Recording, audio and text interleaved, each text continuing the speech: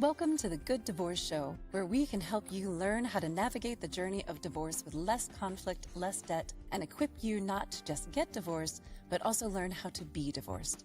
Your host, certified divorce coach Karen McNenny, shares her wealth of knowledge, gets advice from other relationship experts, and interviews couples who learn how to have a good divorce, so you can too. Now here's your host, Karen. Hello, welcome to the Good Divorce Show. Thank you so much for setting aside some time in your day to chat with me, Karen McNenny, your Good Divorce Coach, as we help guide you through a process with less debt, destruction, and despair in your own good divorce journey, remembering it is one of the options, folks. And today I have a guiding light for us. Jennifer Lee is going to be chatting with us a little bit about some money smarts. She is the founder of Modern Wealth, a Sarasota-based financial firm with a focus on guiding women through life's toughest transitions. But I am guessing that this is applicable to those gentlemen who are out there listening with us today as well. And for more than 30 years, she's worked to encourage men and women to face financial decisions head on and empower them to do so with confidence. She works hand in hand with divorce attorneys and coaches, such as myself, to help clients navigate the tough financial decisions during what is a really emotional time. And she is the author of the book, Squeeze the Juice, which offers an approachable look into tackling financial preparedness with ease. And I have spent time with this book. There's wonderful worksheets. It's really digestible, and I encourage you to find it. We'll hear more about those details as we chat with Jennifer. Welcome to the Good Divorce Show. Thank you. I'm very happy to be here. Now, you are one of those folks who identifies as someone who doesn't just understand money, but kind of likes the conversation around money, and not in that greedy way, but it can be empowering. And I am guessing that there is some story, some origination story in your history that really helped you identify what you call, we can work for the money, we can plan for it, we can strategize for it, and in the end, that money can benefit us. Would you take us back in time a little bit around that origination story and what brought you into this field of expertise? Sure. So, I from a little kid had multiple jobs. I remember rolling coins on Saturday evenings for my dad. I remember going to the office with him. As an adolescent, I started to get one or two jobs. I was always trying to make a buck so I could buy things that I wanted, right? I didn't want to be dependent on asking mom and dad for something. So I had to figure out a way to earn a little bit of money, whether it be selling Christmas cards or Girl Scout cookies or whatever it was, to get something out of a magazine that I would earn, to, waiting tables and having multiple jobs. I've just very much been comfortable around money. And I think, I think it all goes back to, what is your money story? And everybody has one. And when I say that, what I mean is, what is your very first recollection of money? Is it of a parent having difficulty paying bills or being able to do something for the family? Or is it of abundance and just money being available and accessible all the time? What is that story? And when you can narrow that down to your very first memory, you can really understand your adult perspective, and how you see things, your job, your assets, and so on. So for me, I was comfortable at the beginning. What's that? What was that for you? You talked about rolling coins for your dad. Was he a businessman?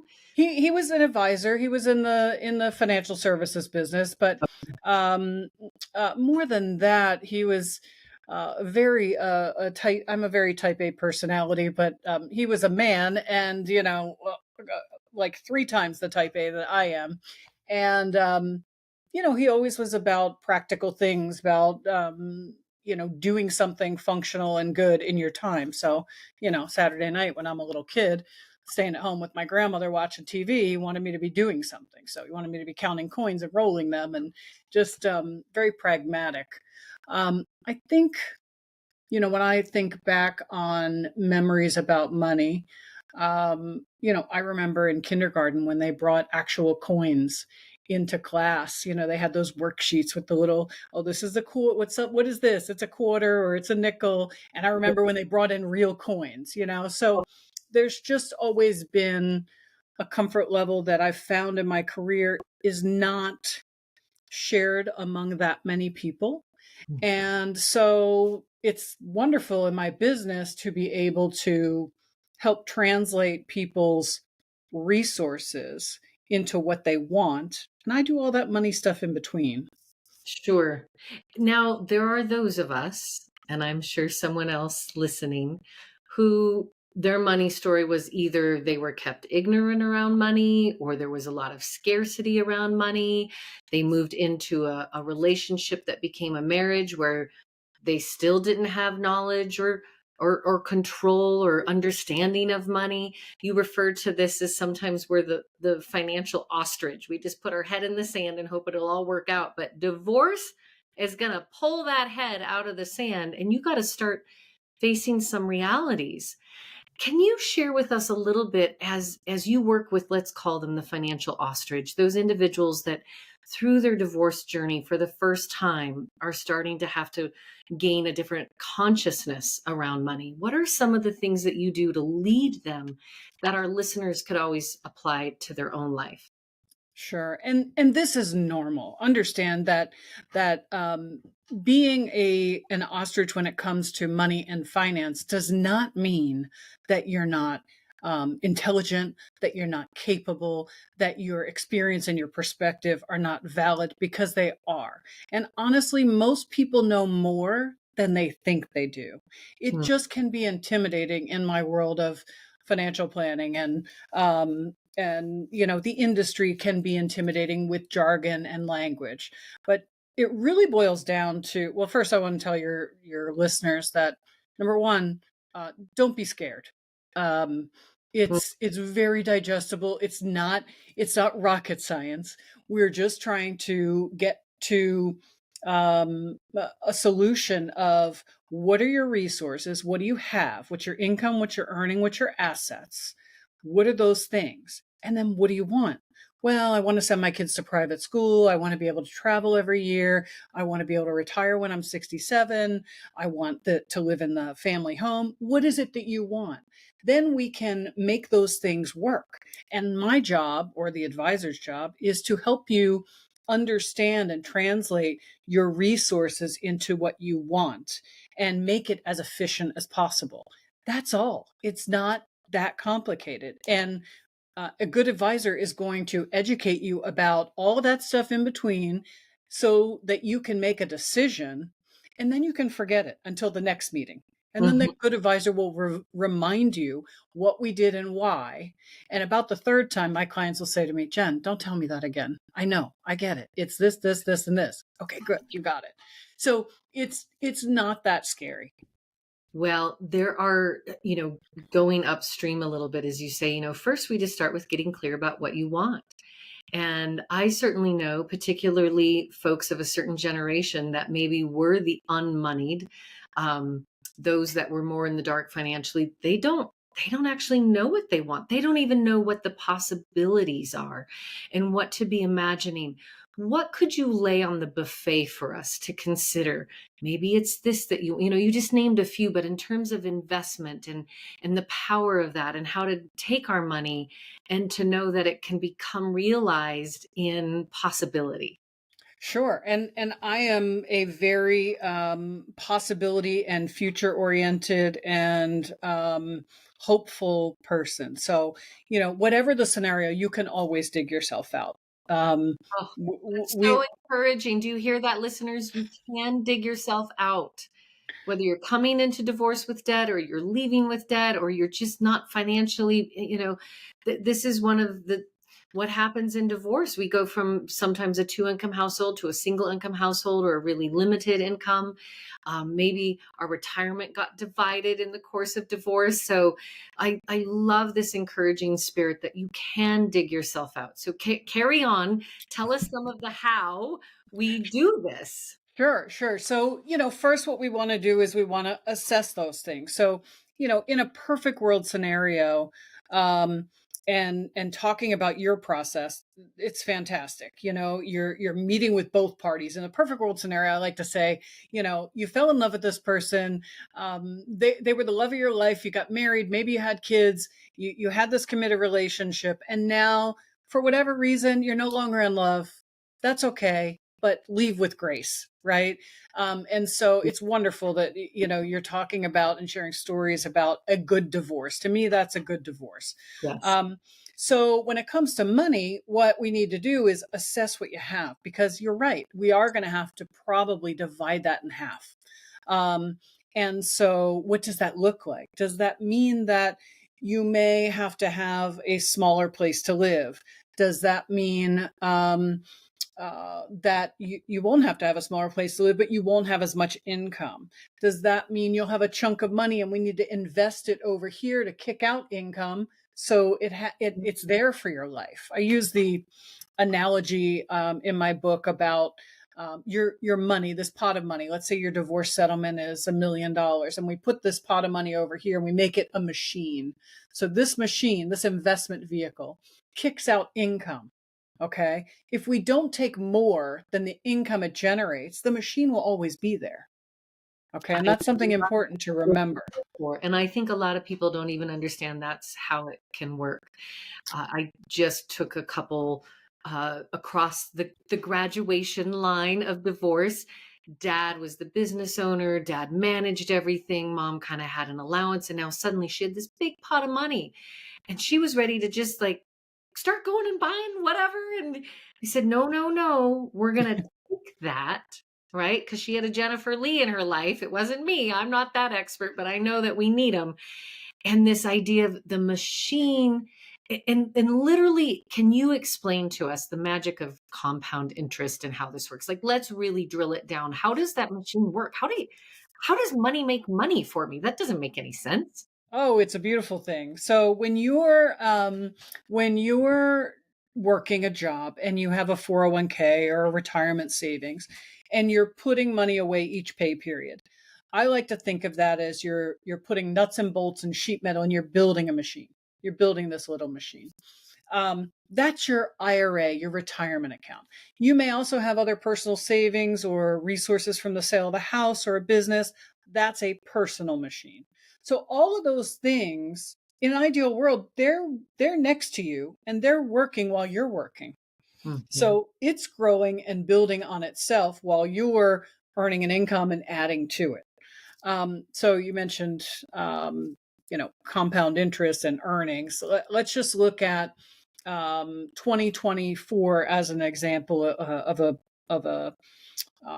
a year in the market. So if you had a moderately invested portfolio, a 60% in equities and 40% in bonds, more than likely your account grew by at least 12%.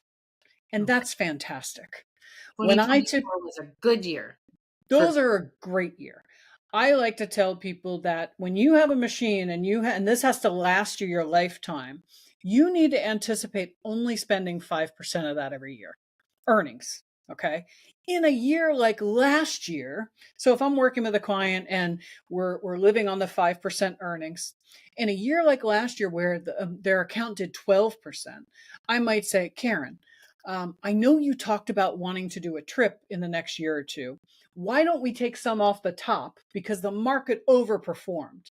And let's put that on the side for that goal you have because it was great. And I don't know what 2025 is going to produce. I think the projections are X, Y, and Z, but I can't guarantee it, Mhm. right? So my job is to navigate your goals, again, what you want.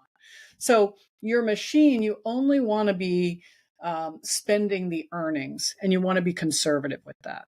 If you Right. went in and started spending the meat of it, oh well, I'm going to buy a second house or I want a new car and I'm just going to pay cash for it. Well, now that 5% it's going to earn is less because your account balance is less. Mhm. Yeah. It really is magic. And for those of you who might be listening and thinking, I only understood half of what Jennifer just said, you're not alone. And that's why we build teams of support during your divorce journey. And we're going to come back after our break, and Jennifer is going to dive in a little bit more about kind of this messy middle, the triage of money and what to do when you're going through the divorce process. And before we take our break, Jennifer, because some busy folks don't always get to part 2 or they got to come back, but I would like you at this time to also tell us where people can find you and your book. And then we will remind folks at the end of the show as well. Sure, I appreciate that. So I have a website called squeezethejuicebook.com. So you can find all my information there. There's also a Calendly link there. So if you wanted to schedule a 15-minute, no cost, no obligation answer to your burning question, I'm happy to answer that. You can email me or schedule a meeting. Squeezethejuicebook.com. And when we get back, again, we're going to dive into some of the specific logistics while you're going through the divorce process and money is in limbo and getting moved around. Stay with us here on the Good Divorce Show.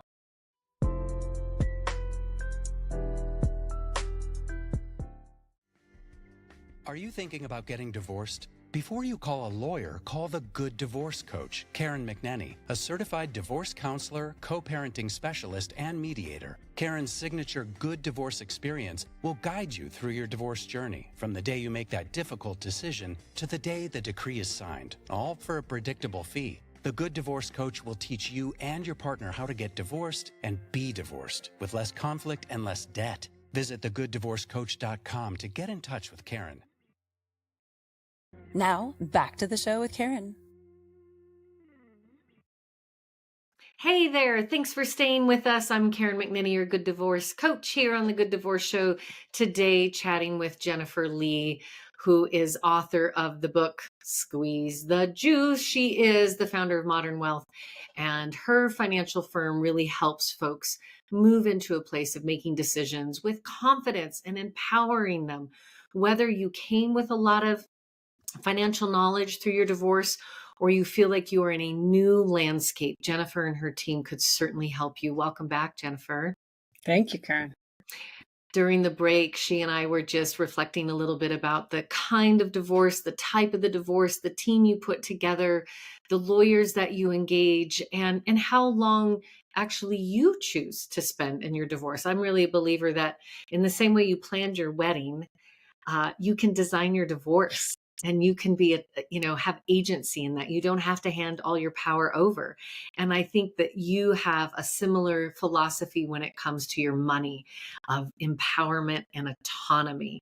How do you speak to your clients about that? And how do we come to realize that in our life? Because I think most of us feel like our money runs us.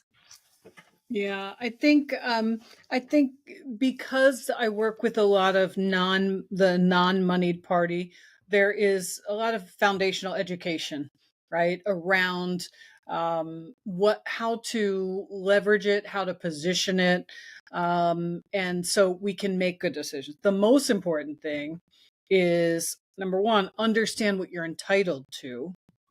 Okay, that is entitled to. If you've been married 30 years, your spouse built a business, but you were the stay-at-home mom and you have resources and the IRA is only in his name or her name, you're entitled to half of that.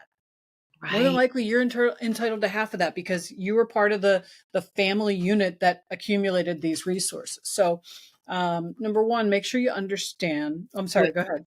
Well, I just was going to piggyback on that because I recently was working with a couple, and the moneyed business owner who's been out there trudging away is like, I don't even know why my spouse should get any of this. It's not like they did anything. And I want to say, other than diapers, dishes, your meal, your laundry, like you entered into a contract of understanding. The moneyed person, you might be listening and having that same narrative right now of like, yeah, I don't know why they're entitled to any of it. There wasn't a reciprocal agreement that was made. That one person, if you have children, and not all of you do, but either way, whether they're explicit or implicit agreements, that brought you to this place. And a division of assets is what I say is fair and appropriate, not always equal. And I think the law even will say equitable, which is different than equal. So we're looking at what is fair and what's appropriate in that mind. So that's one thing to really be thoughtful about either moneyed or unmoneyed, that there is going to be a division of assets and we need to be clear about what that should be.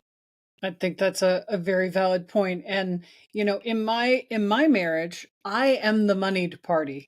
Okay. Mhm. So I'm very clear that if my marriage wasn't to work out, what I would be not just legally mandated to do, but what I believe is appropriate. Right. And it comes back to your integrity. It comes back to that whole beginning of, this was the person, you're going to spend your life with. I Mhm. realize marriages don't work. Yep. But there is a quid pro quo, and there is a shared energy toward the family unit and what you've accumulated. So if you've been married 20 years, or you've been married 30 years, um, that was the deal, That's right? Your spouse did the things that you didn't do because you were at work. unless you made some other deal premarital. And, sometimes that prenuptial agreement gets a bad rap. But I think we underestimate the contract, the business financial contract we're making when we get married. It's so easy to get married. One piece of paper and $50 will probably get you there. And to get divorced, to get unmarried is very complicated and often quite expensive. Yeah. So being more mindful upfront, I think this is a great reminder to all of us. Now, once people are in the trenches of the divorce and money's going to be divided, maybe there's been shared bank accounts, we start living separate, it takes some time. This financial triage that you talk about, could you unpack that a little bit further so our listeners can think about what they should be paying attention to, not just what the settlement's going to be, but what are we doing in the messy middle? Oh, for sure. Depending on the type of divorce, there's a variety of different things you need to pay attention to. If everything is transparent and you're working with somebody like yourself, Karen, and they're working toward the same goal, it's a little easier because then it's just a financial neutral like myself looking at resources and saying, okay, Mrs. Smith, what is your life going to look like? Where do you want to be? And figuring out how to use those assets. Mr. Smith, this is what you're going to end up with. This is what it's going to look like. And working with them to then be able to divide that. If you are in a little bit of a contentious situation, or you're living separately and one person is beholden to the other for money, you have to have some arrangements. You have to have some spousal maintenance. You have to, a lot of times I'll be working with one party and they'll be the non-moneyed party, and they'll say, well, my spouse is paying all the bills, but I have no cash. Right? He's paying the mortgage, he's paying the insurance, he's paying the kids' college, but I still have two nickels. I don't have two nickels to rub together. It's a problem, right? Yes. So your attorney can, if you go that route, your attorney can get you file for spousal maintenance, so you have something. I had a client who their divorce went on, it seemed like forever, and really for no reason. They spent hundreds of thousands of dollars on the divorce, and he didn't keep more than what the court would have said you're entitled to, and she didn't get more than it, but they just wasted $400,000 on attorneys. That's a bad divorce, right? I think it's malpractice. I'm just going to say it. It's supposed to. That is not responsible lawyering on behalf of your partners. That if we draw it's not responsible lawyering, and it's it makes me crazy from a financial perspective, because I don't care if you donate it somewhere, but why are you wasting $400,000 when you're going to end up in the same place? That's right. And you could have been done. It could have been done. And if you have children, those funds, it's less for your children. It's less stability for them. It's one less, year of dance classes, money into their college fund, ability to help support them as they get their first car, all of those things that we do to launch our children. You're really stealing from the family as a whole. And I really look at the health of the whole family. Even if that family lives across two homes, you are still one family. And even if your marriage is done, you still have a forever relationship if you're tied to children. And we live in an economic society, so the finances are going to matter. Now, when you talk about this spousal support, is that a temporary agreement until everything is done and signed and dispersed, and then there might be some other arrangement post divorce? Exactly. Yeah. Exactly. So it's a temporary arrangement and a stipend as you go through the process of figuring out how you're going to divide assets and coming to agreement, whether it be a mediation, um, or ultimately with the courts. But it's a temporary spousal support so that that spouse can maintain some semblance of livelihood, particularly when they are non-money, when there's no income coming in, right? Right? It's a real deal. Like, I maybe need new shoes. I got to buy prescriptions. There's groceries. Groceries. Yeah, Oh, I so mean, fundamentals. I'm not talking about your Prada shoes there, girlfriend. I'm saying, like, yes. you have to be able to function. I think of it like an allowance, right? That's Yeah. just in the simplest terms. But I'm gonna back that up, because an allowance is that thing that our Yeah. connotate parent-child relationship. This is a parent-parent relationship, and you are entitled. It's appropriate for you to have access to those cash funds. Well, think about it this way. So let's say that you are in a marriage and the income earning spouse makes, just for simple math, $120,000 a year, 10 grand a month. 10 grand a month comes into the household account. It is a marital asset. Mm-hmm. Okay. So really you're entitled to half of that. Now you got to pay the bills, right? Let's pay the bills first. And then let's say there's $6,000 left over. Mm-hmm. 3 is yours, 3 is his. Yeah. Now, the person earning the income is not going to feel that way. I understand that. Mm-hmm. But that doesn't make it any different. So if the person who's earning the income keeps it all and maintains it over here and just pays your house bill, he or she may be buying other things, living large, because they're in control of the money. And that is not fair or equitable.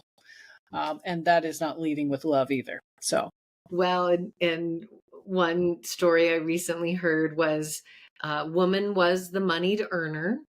It was stay-at-home dad, and part of those monies started to be invested into her new relationship. mhm. And plane tickets were being bought for the Yep. new, and husband was like, hell no, that I'm not going to start paying for their massages and their dinners and their date nights.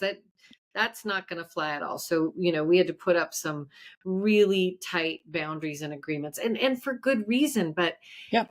so much is shifting all at once. It can be really disorienting. It can be disorienting, and unfortunately, what happens is you can get divorce fatigue, right? Oh, oh, If you are, you know, the gray hair, the extra stomach acid, the stress that divorce can put on you, is palpable. And that's why you need a team. I think you need a team that is supportive of you, advocating for you, empowering you, and holding you to the line. I know I would need it. I would need to be able to reach out to somebody and say, oh my God, I'm just ready to have this be over and forget it. I don't care about the 401k. He can keep it. I'm moving on. But you need a Jennifer to say, hold on a minute. take a breath. Take a breath. This is you're entitled to this. I don't care if you give it to your kids. I don't care if you give it to a charity, but you are entitled to this. So let's just take a breather and a pause and figure out what's really happening. And let's make sure that you don't leave money on the table, because you'll 2 years from now, you're going to say, God, I never should have done that. Gosh, this phrase divorce fatigue. I've actually never had anyone talk about it on the show. I see it with my clients. I lived it myself. And you start to kind of wave the white flag, like, whatever, Yeah. I don't care anymore. Take it all. It doesn't matter. But then you're going to wake up a week later, a year later, 10 years later, and think, what did I do? And where was my advocate to help me at that time? That's when partners like Jennifer are going to be so important to boost you back up, right? Yeah, And so we can take a break, but you can't give up because there will be regret or resentment, and that's going to impact your future relationship. And you're going to n- carry around garbage that's just going to give you bad health, right? for sure. And maybe you just need, if you have the means when you're feeling divorce fatigued, you need to take a break and take a little mini couple days away somewhere. If you don't have the resources, then maybe you need to call a bunch of girlfriends and have them over and connect and disconnect from the divorce process Mm, for yeah. a little bit. It's okay to put it on pause, not forever, but for a week or two, so you can rejuvenate. That's okay. I could not agree more. And if you gather with your circle of support, maybe don't spend all the time talking about your divorce or your former spouse, because that Yeah. defeats the purpose of going on a little divorce vacation. Yeah. And at the time that we're chatting, it's in the new year, but a lot of my couples, I just gave them a holiday vacation. Like, I'm not going to see you, we're not going to meet, take a couple weeks, enjoy your family, like, give yourself a break, we'll come back fresh and dive in. Because divorce fatigue, it is a real thing. Now let's put ourselves in the future thinking. We get to the other side. We have our settlement and we're beginning to invest, and Jennifer Lee and her team and other financial advisors have our machine built. It's making money for us. We've got regular income coming in. Talk about this idea of the legacy of the post-divorce world, and you actually referenced writing your family love letter. What is this all about? Yeah. We talked in the beginning how I have a comfort level with money, and I love talking about these topics. In a nerdy way, I would happily be stuck at a corner at a cocktail party or at a small dinner party, answering questions and talking about this stuff. It's a little. I'm a little geeky. I'm a little geeky that way. I like it. It's fun for me. It's entertaining for me. It's stimulating and so on.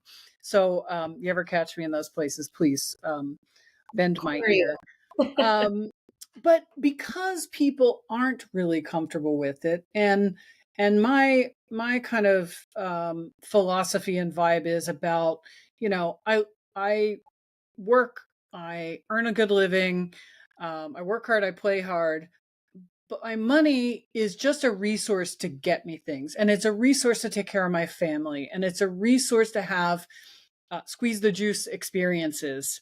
Um, it's so in order to communicate about money in a very innocuous way and help my clients take care of their family, it's about figuring out what is their intention and what do they want for their family. So when you think forward and you think, if this is the last phone call I have with my daughter Mm, or my spouse or my business partner or my best friend, what do I need to tell them?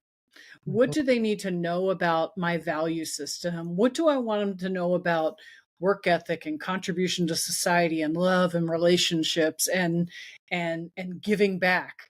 What is it that you want to impart? That's what your family love letter is. So mm, um in my family, and the book starts out with this conversation. My dad was an advisor, but he was a yellow legal pad advisor. He wrote everything down on a yellow legal pad and had the meeting, and that was it. That was all.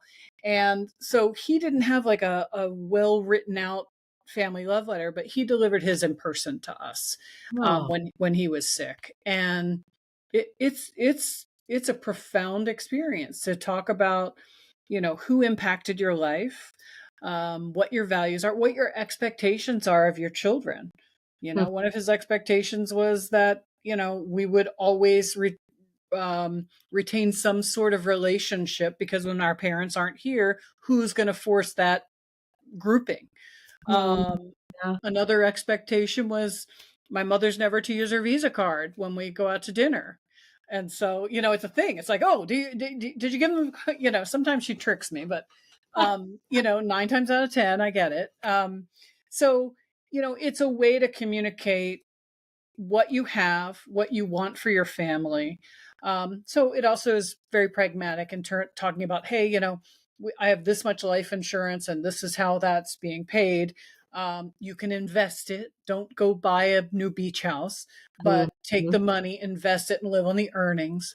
It talks about those things. So mine talks about who you can trust, and it talks about giving the nieces and nephew money to learn to fish, not just to go do things. Right. Oh, that's just beautiful. Well, here on the Good Divorce Show, we always like to end with a juicy nugget, if you will, around, either a philosophy or even an illustrative story of hope. And I'm wondering if something's coming to mind for you that you would share with our listeners today. So, Karen, I'm thinking of somebody that I met with earlier this year. She had been married for 30 years. Her spouse is the moneyed party, owns a business. They have lots of property.